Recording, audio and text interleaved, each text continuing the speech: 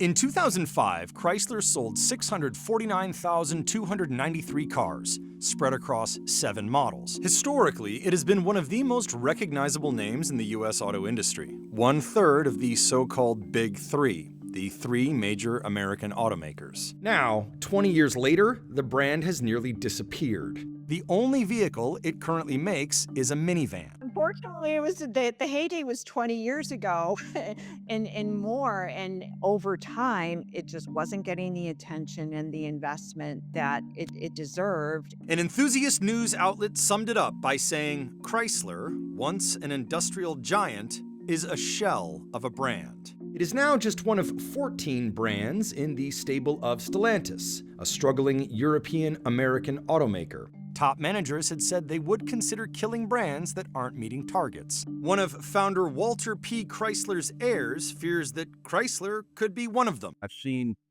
the brand slowly whittle away over the years, but I feel I'm on a mission to protect some very important iconic brands, part of American history that we do not want to lose. Chrysler says at least 3 new vehicles are on the way, including an updated version of its own. That individual is probably a bit biased. Obviously, if they have the Chrysler name, they're invested in it. There is a chance that they are invested specifically because of the historical value, maybe the sentimentality of being able to see your last name on cars and business. But there's also potentially an incentive for them individually, as there's a good chance that they might be getting dividends or royalties for using that name. So there's a chance that they are incentivized monetarily to want Chrysler to exist. So maybe not the best example of somebody who's advocating for the brand. One of the things that they also mentioned is Stellantis has come up previously as a business that has been struggling. One thing that's worth pointing out, they highlighted how many brands exist under that parent company and under that umbrella. This is likely why Chrysler and potentially other brands within that company are whittling down.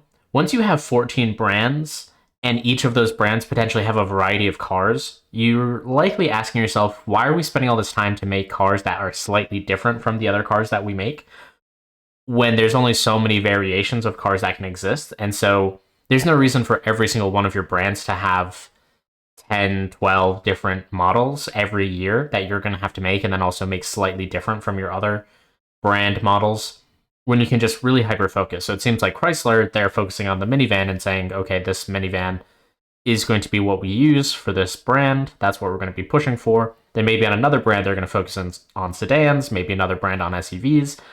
And when you're struggling as business, you have to start cutting these segments that aren't working for you. And so this is just an inevitable portion of business over time. Only product. Chrysler brand is here to stay. It is being well invested in. The brand is not on the table for elimination, and it has a very bright future.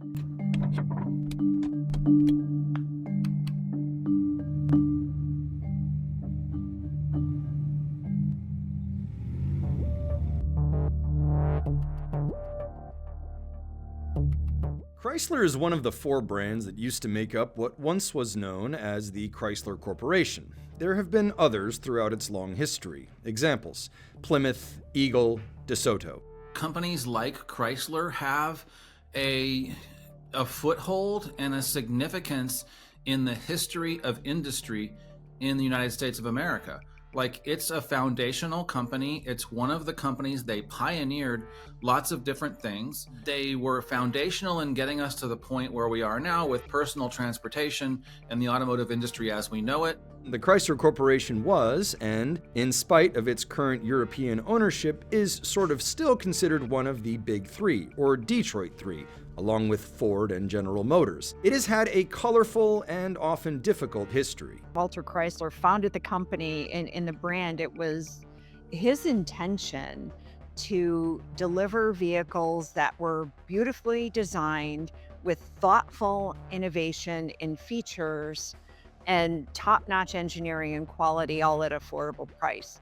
It nearly went bankrupt in 1980 and then actually did in 2009. To be fair, so did General Motors, fellow D3 giant. Chrysler has been owned by a private equity firm, by Mercedes-Benz, by Italian maker Fiat, and in 2021 it merged with French maker Group PSA to form Stellantis. The latest arrangement has suffered turmoil.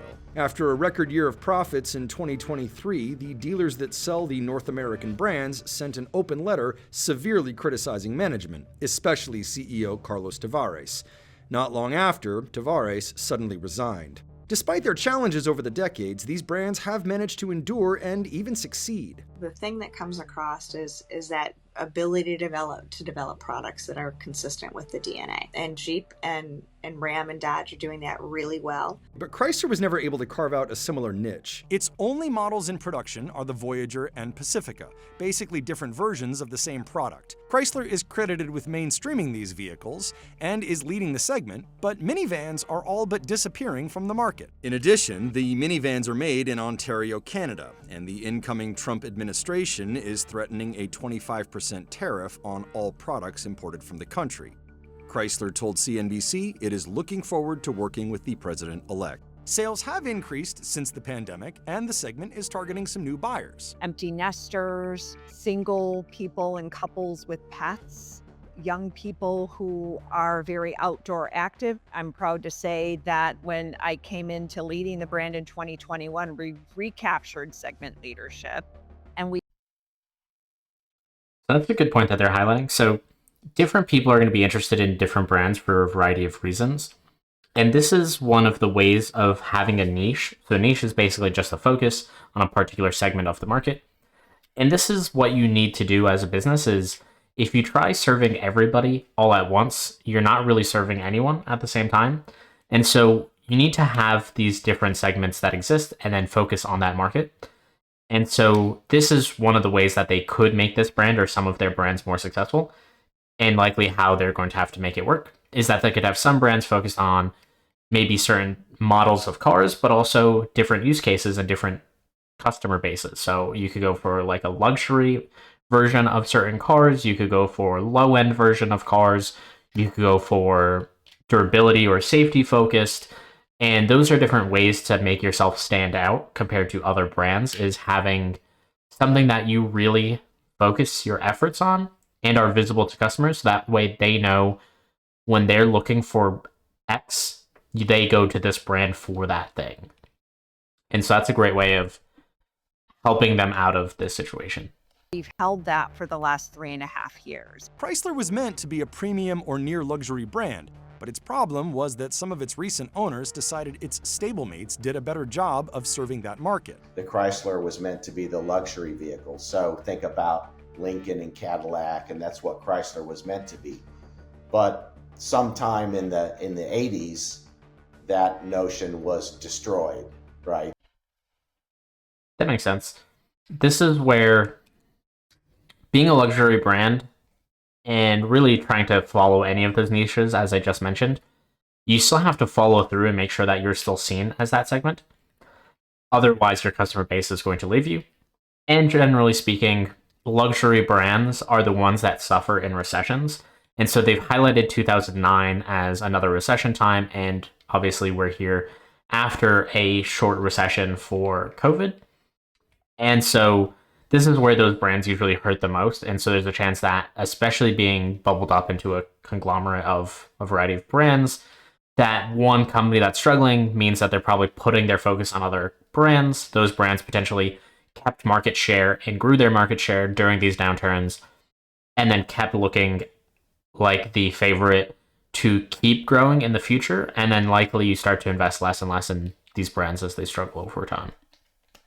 And so Chryslers were just rebadged Plymouths and, Dodges, and nothing special about them.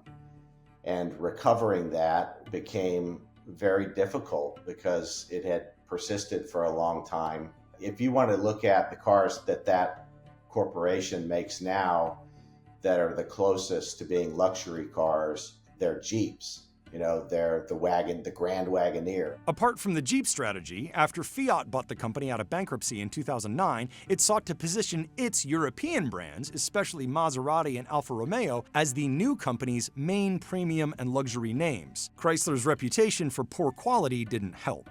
Even if you made a Chrysler that was really like, in every way, an engineer could go over it with a fine-tooth comb and say, man, this is every bit as good as a Mercedes, people wouldn't pay as much as they'll pay for a Mercedes because it'll have a Chrysler badge on it. And they're going to be like, well, what are my neighbors going to say about that? Of course, some say these strategies haven't worked out all that well either. Alfa Romeo sold fewer than 7,000 cars in the US through the third quarter of 2024. Some blame Jeep's sales declines on its aggressive move upmarket.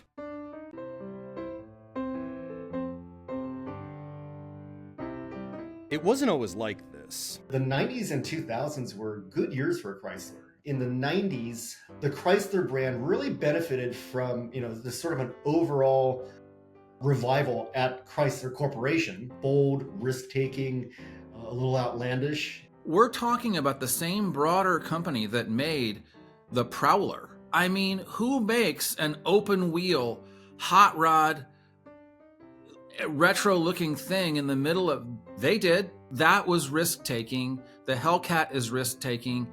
That's the kind of thing that needs to come back in order for people to look to Chrysler again. The PT Cruiser. So again, I think risk-taking is something that is tough to do as you get larger and larger as a company. Usually what ends up happening is as you're smaller and you're still trying to make it, you're willing to take on more risks because the potential reward is so enticing.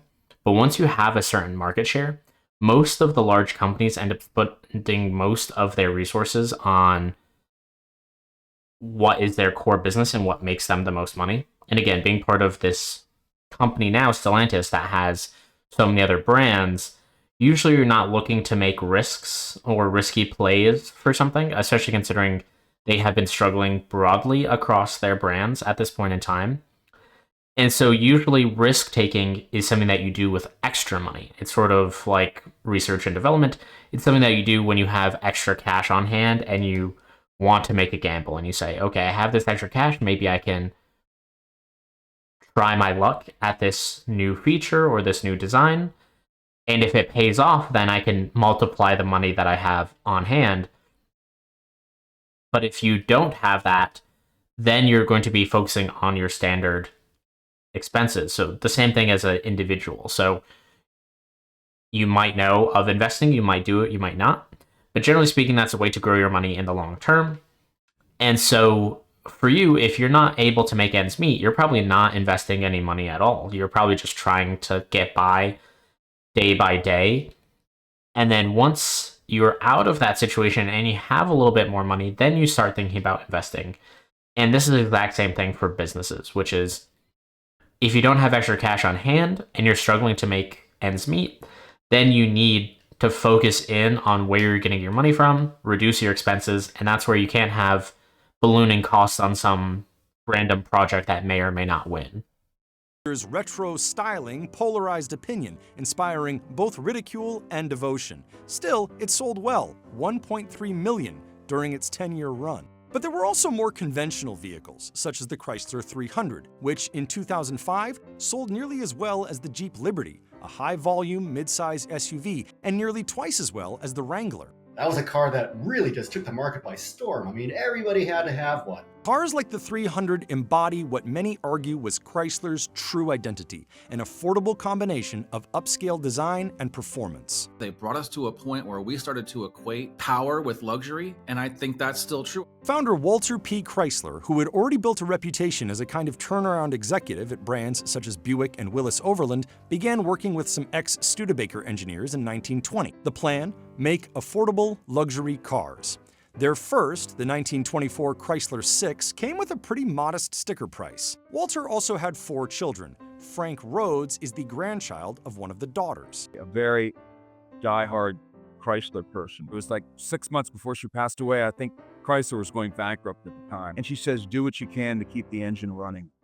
And that's all I've been doing ever since. In August 2024, Rhodes wrote an open letter to Stellantis saying he wanted to acquire the Chrysler, Dodge, and Mopar brands. I don't have an actual monetary proposal. I just want to see what Stellantis is going to do and what the executives are going to do to make this right for our country and keep these brands alive. This is an American icon.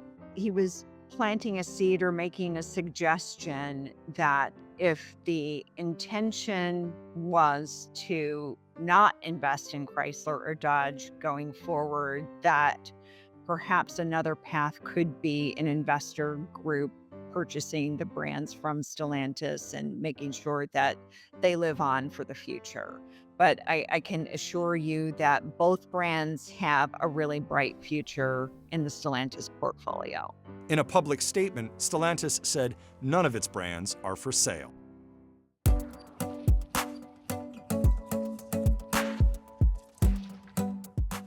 Rumors and reports of Chrysler's potential demise have circulated as its lineup has shrunk and sales slowed. I just wanted to set the record straight and bust some of those myths that Chrysler's future is intact. It's being invested in, and we will continue to grow the brand for the foreseeable future.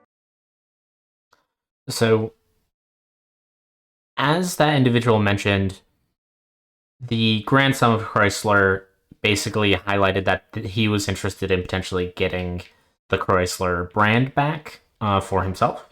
And so, exactly as she mentioned, what this does is this gives him insight into what the company is thinking. So, for instance, if the company was thinking about getting rid of the Chrysler brand, selling it, or something like that, they would give them some consideration. And they would also have in mind that, hey, if we think we're going to cut this brand, we can just cut our losses and sell it off to this individual. And so that's where he is preventively placing that bid to make sure he's top of mind for them in case that occurs. The fact that they didn't accept that means that they're not ready yet. But again, as this individual is a representative of Chrysler, they're not going to say, yeah, we're thinking about it, or we're going to give them another year or two, but that could be where they are. Usually for businesses, especially for businesses that are struggling, you usually put timelines on these things. So for instance, maybe they're going to tell themselves internally, we're going to give Chrysler a year, 2 years, 3 years, whatever it is. And they're going to say, all right, the clock is ticking. You have this much time to turn things around, figure out what you need to do for your brands or your cars or whatever it is. And so they're not going to tell him that. What he technically learned is that they're not very close. So they're probably not thinking about it in the next 6 to 12 months, most likely. But that doesn't mean that they're not thinking about it in 18 or 24 months, as an example. But he did at least put his foot in the door, and he's keeping that option available to him. And again, it does seem like he's quite wealthy, which is what I would expect if you're looking to buy multiple car brands from somebody else. That's certainly something I don't think I could do. I doubt many of us could at this point in time. So he definitely has a vested interest in those brands, also it being of his name, to keep them going. To illustrate what lies ahead, Chrysler has unveiled some concept vehicles over the last 2 years. A 2022 crossover called the Airflow, which will not be going into production, and in 2024, a sporty coupe called the Halcyon. We found a new audience for a really cool, sporty looking coupe. And if you take a look at the design elements of that vehicle, both on the exterior and interior, it is very much the direction that our future design language is going in across the entire portfolio. So very modern, sleek, not overly. This is interesting. So this does actually seem like quite a Hail Mary, for lack of a better term, that they're really going out of their way to experiment with something that looks very different from anything I would expect their cars to look like. These don't even really look that much like other cars, so they're trying to stand out. But again, this could also be one of those situations where when you're looking to experiment, usually you do it when you're big, like a Google or an Amazon or a Meta. When you're the biggest and you have a lot of extra cash and you're willing to put some of that extra cash to experiment to keep yourself ahead, or usually when you're at the bottom and you have no other options left and you just got to try something to make it through. Complicated in terms of design cues and elements, but just very clean. As far as the Halcyon goes, well, that to me is just smacking of pure concept car fancy. I mean, it's got a fully glass cockpit, kind of like a jet fighter. I mean, pretty much all of it is unfeasible for an actual real production car. But Chrysler did say some kind of production version is in the works. I mentioned the Halcyon concept that we are working on bringing to market in a real industrialized form that's affordable for customers as well. In the short term, it is focusing on the Pacifica and Voyager minivans, a refreshed Pacifica in 2026 with a new exterior design. The powertrain on that will be an updated version of the plug-in hybrid system on the current model, one shared with the Jeep 4xe models. A full battery EV minivan will come out later. The company didn't specify a date. Chrysler will still offer the 3.6-liter gas version through the end of the decade. In 2026, it also plans to release a large crossover that will come out in both fully electric and hybrid versions. The company is confident the new lineup will help repair the relationship with dealers that has plagued all the American Stellantis names. We've shown the silhouettes and the properties to dealers, and they just cannot wait to get these products on their lots. We've also done market research with consumers because we wanted to make sure that this new direction that we're taking Chrysler brand in is going to meet their expectations. And their jaws just dropped at how beautiful the cars look. And they were literally saying, if this is the direction that Chrysler is going in, sign me up. I think going forward, it's critical for Chrysler to regain some of that spirit of outlandishness and emotion. And, these Chrysler products that we've been talking about, these are all products that really hit people in the feels. Thank you for watching. If you've enjoyed what you've seen, please hit like or subscribe. I'll see you around.